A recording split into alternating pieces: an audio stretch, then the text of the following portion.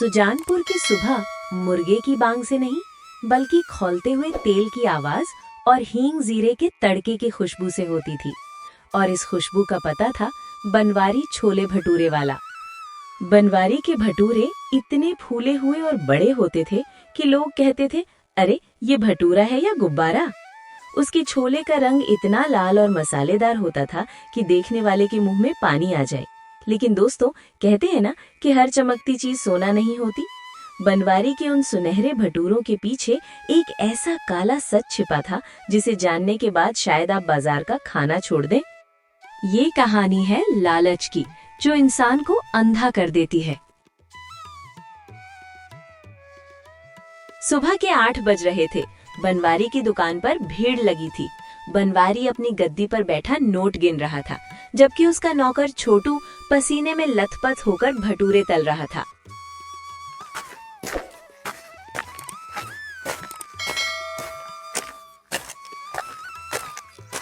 अरे बनवारी भाई, आज तो भटूरे बड़े करारे लग रहे हैं। लेकिन यार, कल तुम्हारे छोले खाकर मेरे पेट में बहुत जलन हुई। तेल तो सही इस्तेमाल करते हो ना? बनवारी ने नोट गिनना छोड़ा और एक तिरछी नजर रमेश पर डाली। ओ रमेश बाबू, पेट तुम्हारा खराब है और दोष मेरे तेल को दे रहे हो। मेरा तेल स्पेशल है, शहर से आता है। जिसे हजम नहीं होता वो घर जाकर खिचड़ी खाए। यहाँ भीड़ मत लगाओ, मेरे रईस ग्राहक खड़े हैं। अरे नहीं भाई, स्वाद तो तुम्हारे हाथ में जादू जैसा है। दे दो 2 प्लेट। बनवारी मन ही मन हंसा। वो जानता था कि लोग स्वाद के गुलाम हैं, लेकिन वो स्पेशल तेल क्या था? वो था पाम ऑयल, जानवरों की चर्बी और पुराने जले हुए मोबिल ऑयल का मिश्रण। वो सस्ते से सस्ता सामान खरीदता था और उसे मसालों में छिपा देता था। उसे लोगों की सेहत से नहीं, सिर्फ अपनी तिजोरी भरने से मतलब था। उसी दुकान पर एक लड़का काम करता था, राजू। राजू ईमानदार था। उसे ये सब देखकर बहुत दुख होता था। मालिक, ये पाप है। आज आपने उस सड़े हुए आलू को मसाले में मिलाकर समोसे में भर दिया। अगर कोई बीमार पड़ गया तो? ए टाट के पैबंद, तू मुझे सिखाएगा धंधा? आलू सड़ा नहीं था, बस थोड़ा पुराना था। तलने के बाद सब कीटाणु मर जाते हैं।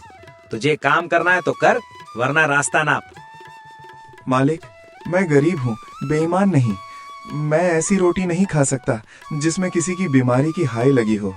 मैं आज ही काम छोड़ता हूँ। जा, दफा हो जा। तेरे जैसे 10 आएंगे मेरे पास। देखूंगा तू मेरे बिना कैसे जीता है। भूखा मरेगा सड़क पर। राजू ने अपनी पोटली उठाई और खाली हाथ दुकान से निकल गया। लेकिन उसके मन में एक संकल्प था।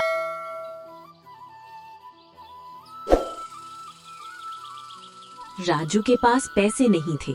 उसने अपनी माँ के गहने गिरवी रखकर एक छोटा सा पुराना ठेला खरीदा। उसने बनवारी की दुकान के ठीक सामने सड़क के दूसरी ओर अपना ठेला लगाया। उसने छोले भटूरे नहीं बनाए क्योंकि उसके पास महंगा तेल खरीदने के पैसे नहीं थे। उसने बनाया पौष्टिक दलिया और मूंग की दाल के चीले। पहले दिन बनवारी उसे देखकर जोर जोर से हंसा। देखो भाइयों, बीमारों का खाना बेचने आया है। अरे कौन खाएगा उबला हुआ दलिया जब सामने मसालेदार छोले हों? गांव वाले भी राजू का मजाक उड़ाने लगे। अरे राजू, हम क्या अस्पताल के मरीज हैं जो ये घास फूस खाएंगे? राजू चुप रहा। वो बस मुस्कुराता और कहता, काका, एक बार खाकर देखिए। पेट हल्का रहेगा और मन खुश। शुरुआत धीमी थी। पहले दिन सिर्फ 2 लोगों ने खाया, लेकिन उन 2 लोगों को महसूस हुआ कि खाना वाकई शुद्ध था। उसमें घर जैसा स्वाद था। इधर बनवारी का लालच बढ़ता जा रहा था। दिवाली का त्योहार आने वाला था। उसे पता था कि भीड़ बढ़ेगी। उसने अपना मुनाफा 2 गुना करने का सोचा। उसने शहर के एक रसायनों केमिकल्स के व्यापारी से संपर्क किया। बनवारी जी, ये नया पाउडर है, इसे मैदे में मिला दो। 1 किलो मैदे के भटूरे इतने फूलेंगे कि 2 किलो जैसे लगेंगे। और ये लाल रंग, इसे छोले में डालो। टमाटर डालने की जरूरत ही नहीं पड़ेगी। वाह, ये तो चमत्कार है। और तेल? ये देखो, सिंथेटिक तेल। असली तेल 150 रुपए लीटर है। ये तुम्हें सिर्फ 40 रुपए में मिलेगा। खुशबू के लिए इसमें थोड़ा एसेंस डाल देना। बनवारी ने वो सारा जहर खरीद लिया।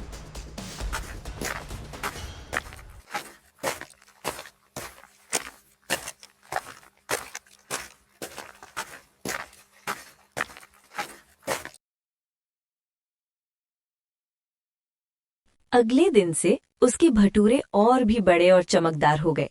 छोले एकदम लाल दिखने लगे। भीड़ टूट पड़ी। राजू का ठेला फिर से सूना हो गया। क्यों रे ईमानदारी के पुतले, मक्खियां मार रहा है? आजा मेरे यहाँ बर्तन धो ले, कुछ खाने को मिल जाएगा। राजू ने ऊपर आसमान की तरफ देखा और कहा, भगवान के घर देर है, अंधेर नहीं।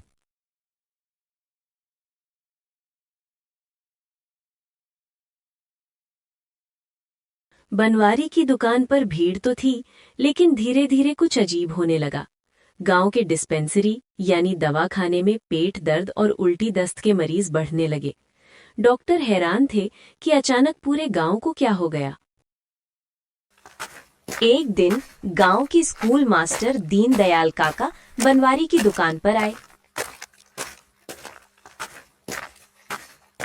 बनवारी, मेरे पोते ने कल तेरे यहाँ छोले खाए थे। रात भर उल्टियां करता रहा। सच बता, तो मिलाता क्या है? ओ मास्टर जी, बच्चों का पेट तो हाजमोला खाने से भी खराब हो जाता है। मेरा नाम खराब मत करो। मेरा खाना A1 क्वालिटी का है। जलते हैं सब मेरी तरक्की से। उसने मास्टर जी को बेइज्जत करके भगा दिया, लेकिन पाप का घड़ा भरने वाला था।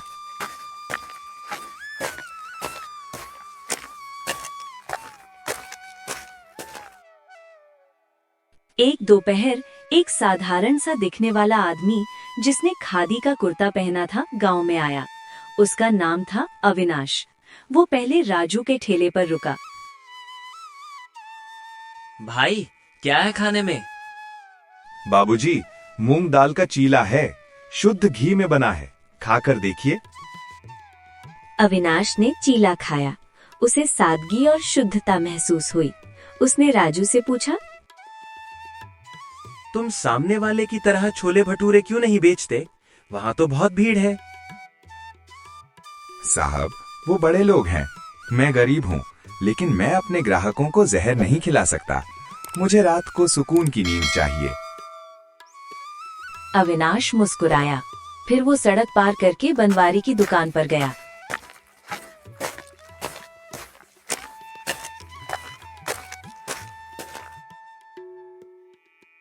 भाई, एक प्लेट छोले भटूरे देना। बनवारी ने गर्व से एक बड़ा फूला हुआ भटूरा और लाल छोले परोसे। अविनाश ने एक निवाला तोड़ा। उसने उसे सूंघा। उसे रसायनों की तीखी गंध आई जो मसालों के नीचे दबी थी। उसने अपनी जेब से चुपके से एक छोटा सा लिटमस पेपर निकाला और छोले की तरी में डुबोया। पेपर का रंग तुरंत गहरा नीला हो गया। अविनाश कोई साधारण ग्राहक नहीं था। वो जिले का सीनियर फूड सेफ्टी ऑफिसर था, जिसे शिकायतों के आधार पर भेजा गया था। अविनाश ने अपना आई कार्ड निकाला और मेज पर जोर से हाथ मारा। सब खाना बंद करो, अभी के अभी। दुकान में सन्नाटा छा गया। बनवारी घबरा गया। अरे साहब, क्या हुआ? बिल नहीं चाहिए क्या? बिल तो तुझे अब कोर्ट देगा बनवारी। पुलिस को बुलाओ।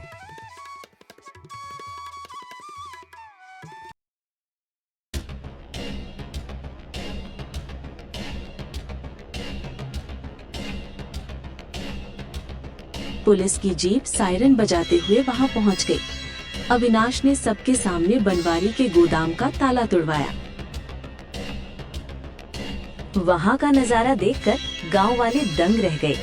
मैदे की बोरियों में कीड़े चल रहे थे। एक ड्रम में कपड़े धोने का सोडा और यूरिया रखा था भटूरे फुलाने के लिए। टमाटर की जगह लाल रंग का पेंट और सिंथेटिक केमिकल था। तेल के पीपे से इतनी बदबू आ रही थी कि लोग नाक पर कपड़ा रखकर पीछे हट गए। धिक्कार है तुझ पर बनवारी। हम तुझे हलवाई नहीं अन्नदाता मानते थे और तू हमें मौत परोस रहा था। साहब, गलती हो गई, मुझे माफ कर दो। मैं आगे से ऐसा नहीं करूंगा। मेरा लालच मुझे खा गया। बनवारी, ये गलती नहीं, जुर्म है। तुमने चंद सिक्कों के लिए पूरे गांव की सेहत दांव पर लगा दी। इसे ले जाओ। पुलिस ने बनवारी को हथकड़ी पहनाई। उसकी दुकान सील कर दी गई। उसका चमकता हुआ बोर्ड जिस पर लिखा था शुद्ध देसी घी के भटूरे, जमीन पर गिरकर टूट गया।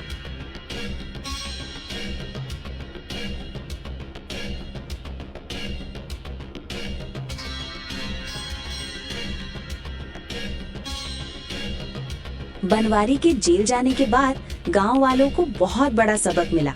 उन्हें समझ आ गया कि सिर्फ स्वाद ही सब कुछ नहीं होता।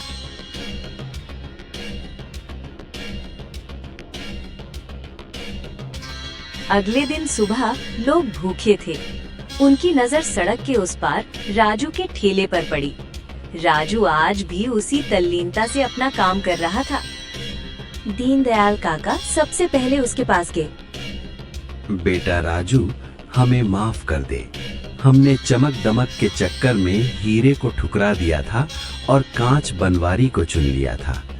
क्या तेरे पास खाने को कुछ है? काका, माफी मत मांगे, ये दुकान आप ही की है। आइए, गरम गरम चीला तैयार है।